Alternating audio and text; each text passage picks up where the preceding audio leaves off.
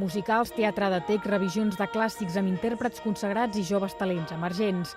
Aquest és el ventall de propostes que presenta l'Avantime, el cicle de dramatúrgia independent que engega avui la seva 8a edició per oferir una alternativa a la sequera de propostes teatrals que pateix Barcelona durant l'estiu.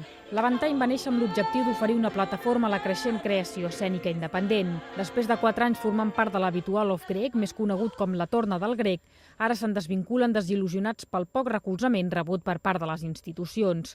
La solució, allargar l'Avantime. Hi havia una posició cultural en la socialdemocràcia europea que era allà on no arriba l'empresa privada, arriben les institucions.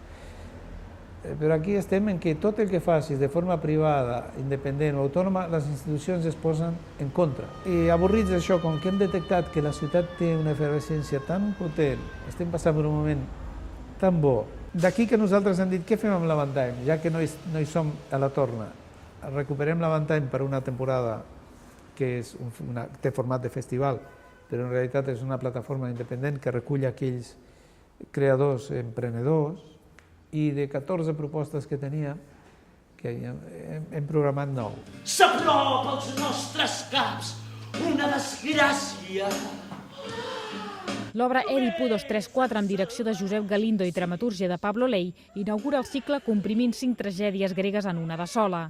Es tracta d'una obra respectuosa amb els fets originals i trencadora amb les formes. Agafem tot el cicle de Tebes i el que fa, en lloc d'explicar-lo i dir només Èdip rei, de cop és Èdip 1, 2, 3, 4, perquè de cop seguim tot el periple, vull dir, de cop és Èdip des del principi fins al final de la seva història, tenint en compte que després hi ha altres històries com la d'Antígona, com la de Tèocles, com la de Polinices, després Creon. És un espectacle que té moments emotius, té moments poètics, té moments absolutament xocants, té moments també molt transgressors. Al llarg de més de 3 mesos, l'Avantime oferirà un total de 9 propostes.